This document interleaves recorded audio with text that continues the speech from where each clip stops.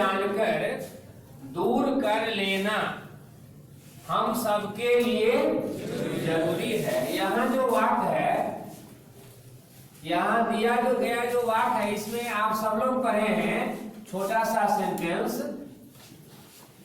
एक राजा था।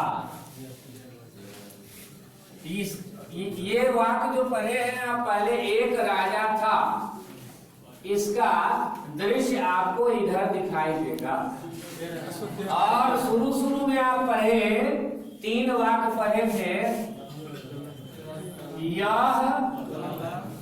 कलम है, यह नई कलम है, और तीसरा वाक्य पढ़ाया गया था आपको, यह कलम नई है। ये ब्रह्मा विष्णु महेश, यानी ये 3 वाक्य जो आप पढ़े हैं, 3 में से ही कोई एक वाक्य है। यहाँ पर ये जो वाक्य दिया गया है ये छोटा सा है, लेकिन इन तीनों में से किसी भी वाक्य से कंपैरिजन अगर इसका करते हैं तो ये वाक्य देखने में कैसा लगता है? इसके बराबर है कि बड़ा सा सेंटेंस है। लेकिन अगर आपका कंसेप्ट ओके है तो आप इसको गौर से एक नजर देखिए, 3 में से ही कोई दिखाई देगा। जी सर। ये 3 में से ही कोई वाक्य यहाँ है, क्या है? यह नई कलम है, यह कलम नहीं है, यह नई कलम है, कलम नहीं है। ब्रह्मा विष्णु महेश में से क्या है? महेश। ब्रह्मा का मतलब यह कलम है, ब्रह्मा मतलब यह कलम है।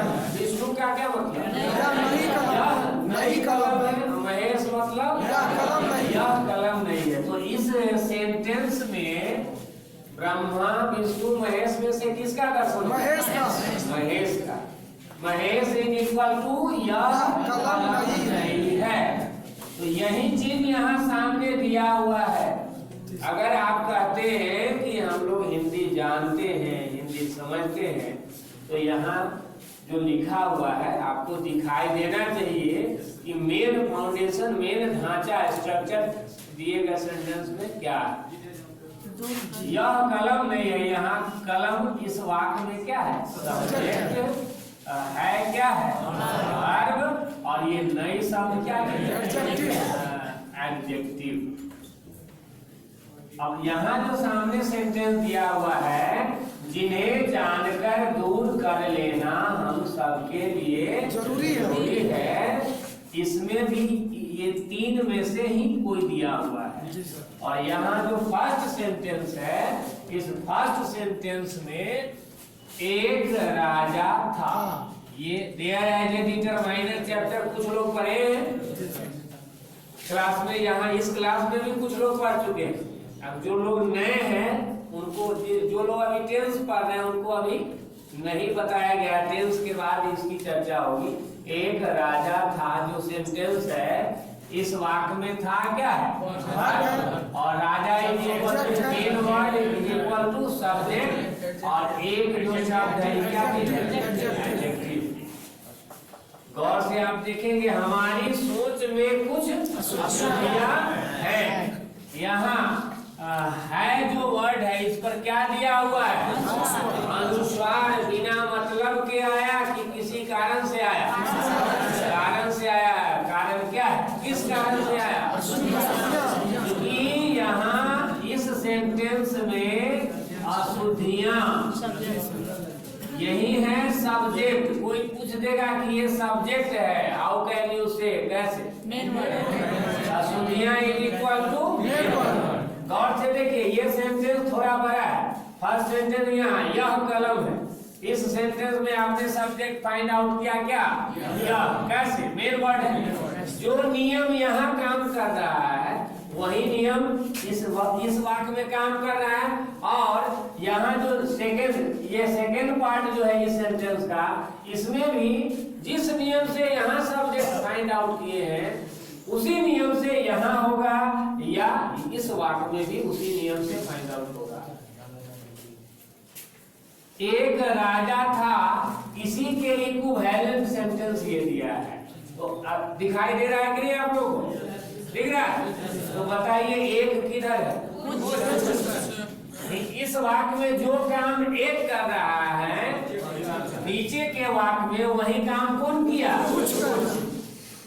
और इसमें जो राजा है, राजा का काम इसमें कौन किया?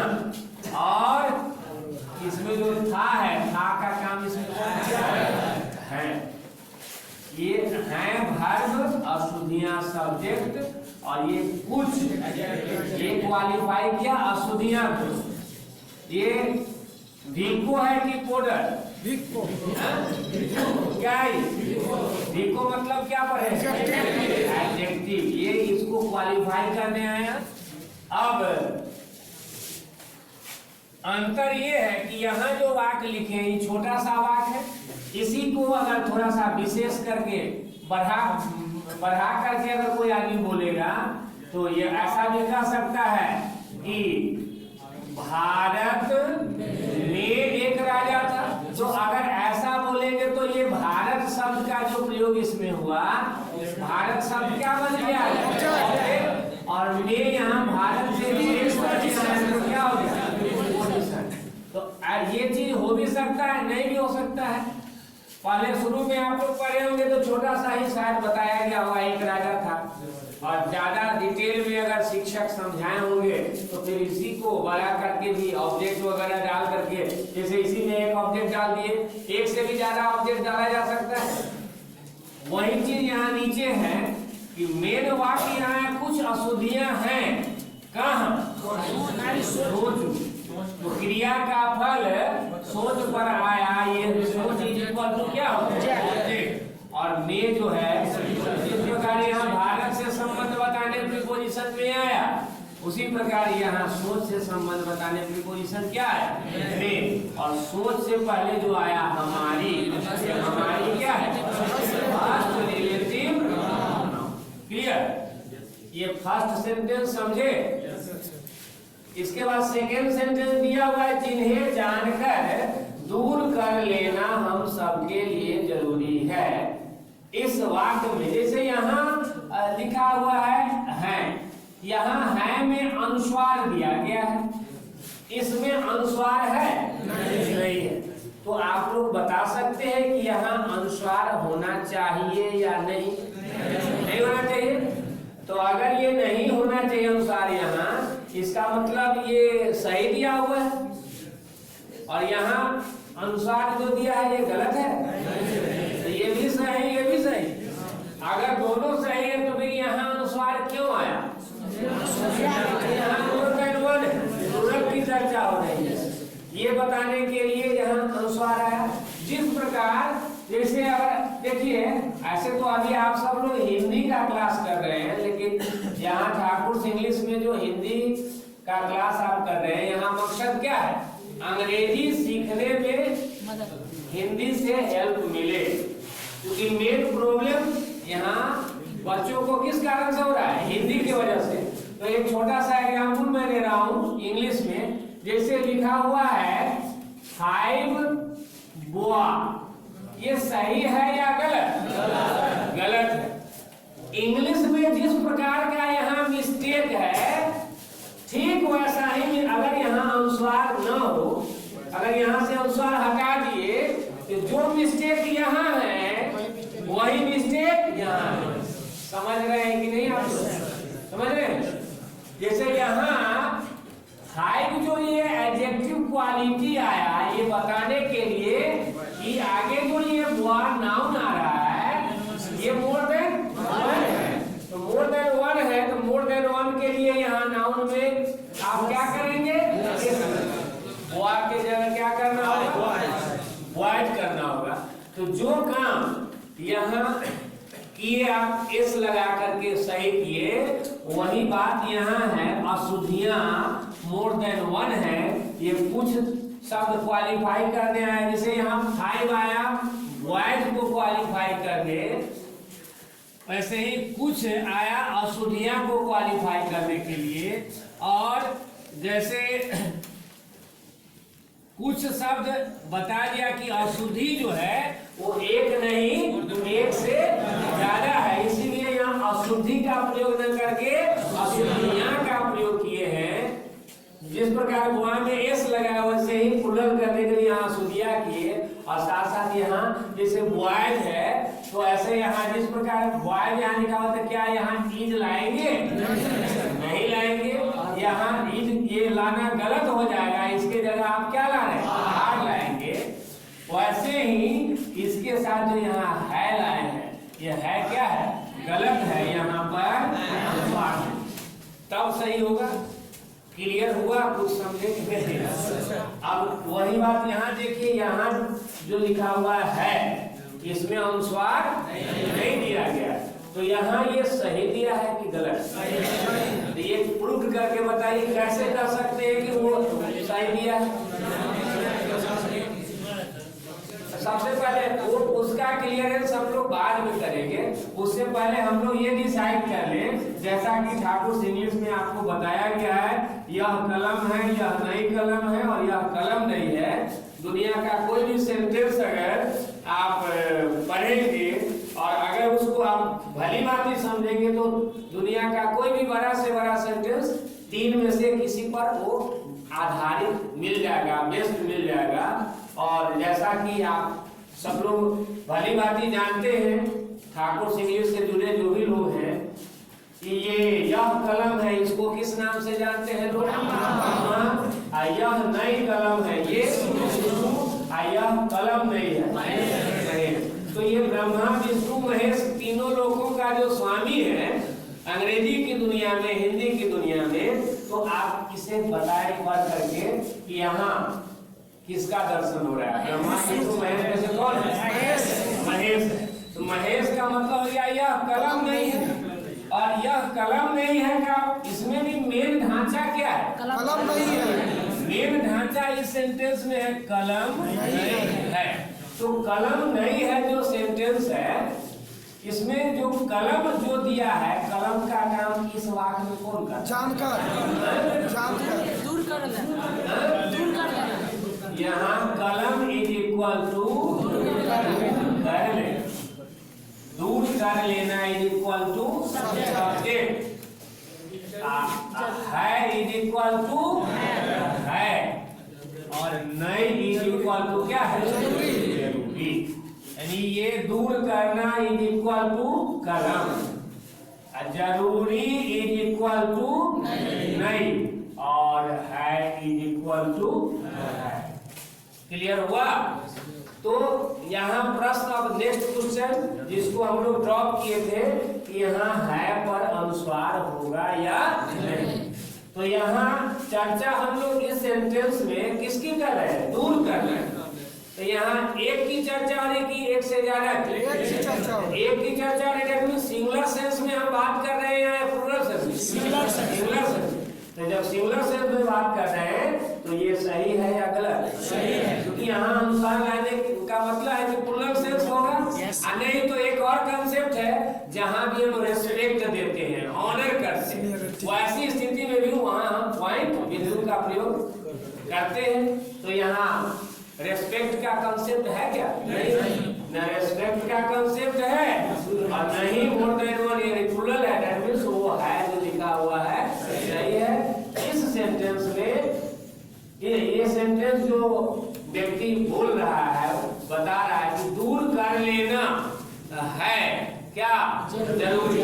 अगर आपसे कोई पूछ ले कि व्हाट इज जरूरी, तो आप जवाब क्या देंगे? जरूरी यहाँ क्या है?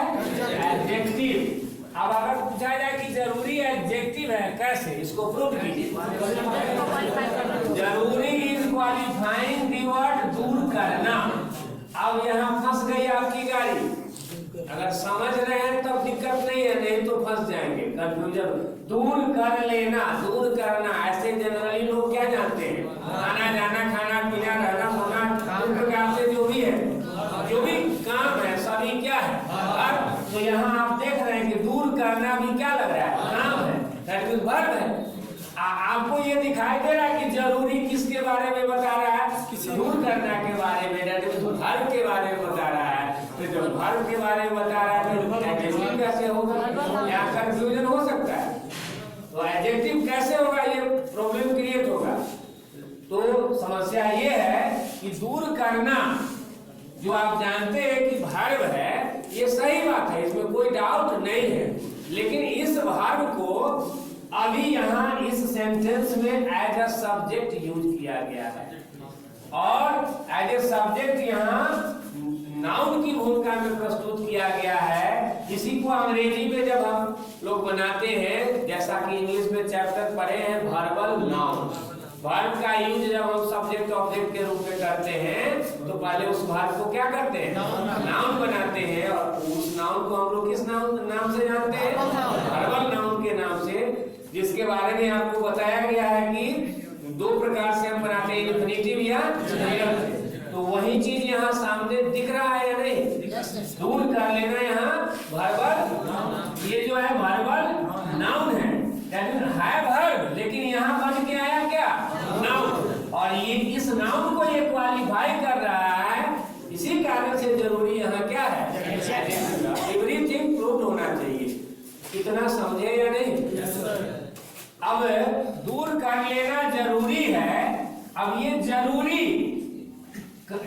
क्या है? दूर करना। लेकिन ये जरूरी किसके लिए है? हम सब के लिए, हम सब के लिए। तो लिए जो सब है, अब गौर से देखिए, तो हम सब के लिए, या गौर से देखिए, केमिस्ट्री में आप लोग पढ़े होंगे संरचना सूत्र। आप देखिए इसको तोड़िए, तत्व को तोड़ना जोड़ना, ये सब लैब में डेमोन्स्ट्रेटर बताते हैं। साइंस का जहाँ लैब होता है, लेबोरेटरी, प्रयोगशाला में लोग प्रयोग करते हैं। आप लोग भी यहाँ हिंदी के लेबोरेटरी में प्रयोग कीजिए। ये देखिए गौर से, हम शब्द क्या चीज है? ये नाउन के लिए आया क्या है? नाउन। और यहाँ गौर से देखेंगे, ये जो सब वर्ड है, ये सब जो शब्द है, इसमें के लिए ये प्रीपोजिशन इसमें अटैच हो गया। के लिए जो शब्द है ये क्या है? प्रीपोजिशन।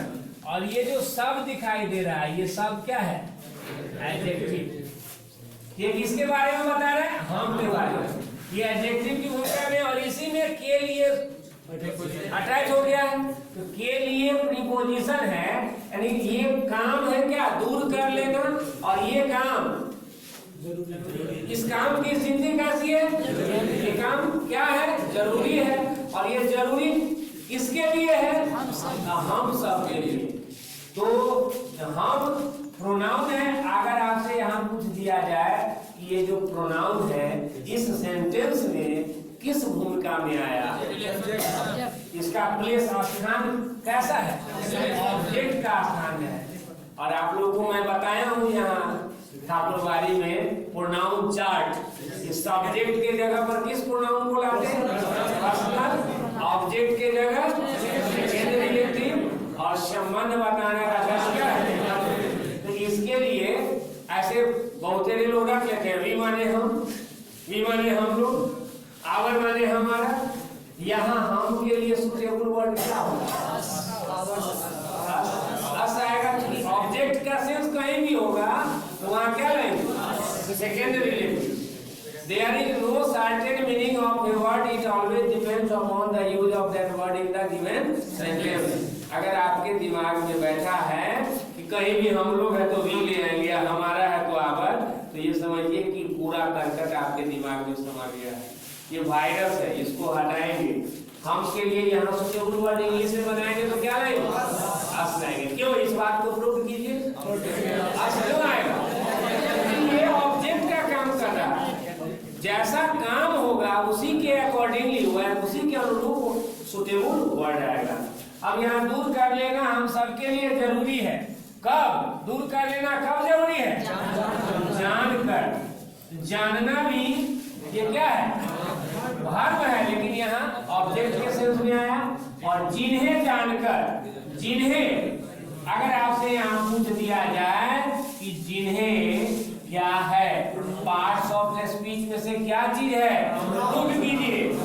जिन्हें यहाँ क्या है? प्रोनाउन। अब अगर आपसे कहा जाए कि इसको प्रूव कीजिए, प्रोनाउन है, नाउन के बदले आया। जैसे अभी इससे पहले वाले सेंटेंस में था के बजाय, ऐसा एक सेंटेंस था। तो यहाँ जिन्हें शब्द प्रोनाउन अगर है, अगर आपसे कोई पूछे कि how can you say in the given sentence जिन्हें is equal to pronoun, then what should your answer be? Because the word जिन्हें has been used instead of a noun and that noun is यानी ये जिन्हें शब्द अशुद्धियां जो noun है, ये parts of speech में से अशुद्धियां नाउन है, और इस सेंटेंस में सिंटैक्स में क्या है? सब्जेक्ट है। तो इस नाउन के बदले ये आया, इसीलिए जिन्हें क्या हो गया? नाउन है। और यहाँ ये जिन्हें जो प्रोनाउन है ये भी ऑब्जेक्टिव के केस का प्रोनाउन है, संबंध बताने में ही आया है। जानकर, जानना एक काम है, और इस वर्क का रिजल्टेंट कहाँ आ रहा है? जिन्हें पर दिख रहा है कि नहीं?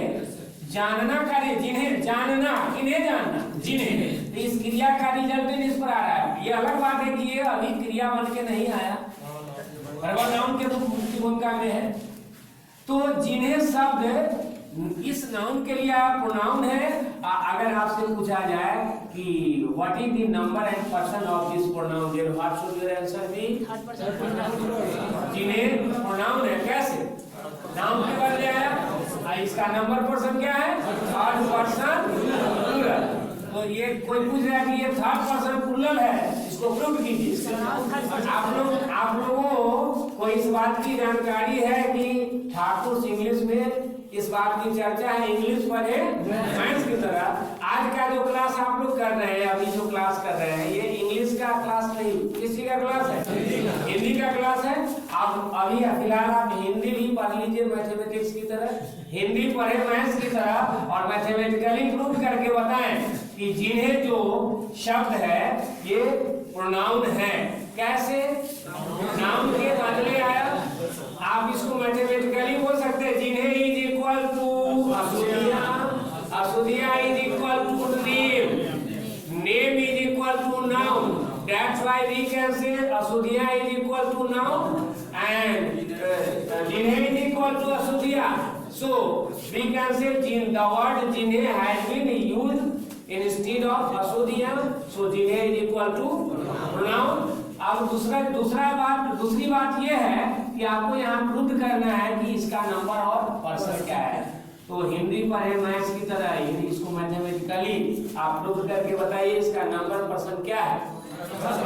ये थर्ड पर्सन प्लूरल है। अब अगर आपसे पूछा जाए कैसे, इन्हें थर्ड पर्सन है, कैसे? इन्हें is equal to other, other is equal to third person, and जिन्हें इज इक्वल टू वन और मोर देन वन, इन्हें is equal to more than one, and more than one is equal to plural. तो यहाँ prove हो गया कि जिन्हें जो शब्द है ये पार्ट्स ऑफ स्पीच में से प्रोनाउन है, और ये नाउन के बदले आया, और साथ साथ ये थर्ड पर्सन प्लूरल है। Is it okay? इतना समझ में आया? इस सेंटेंस में कहीं कोई कंफ्यूजन है? 1% भी समझने में दिक्कत है क्या? That's all.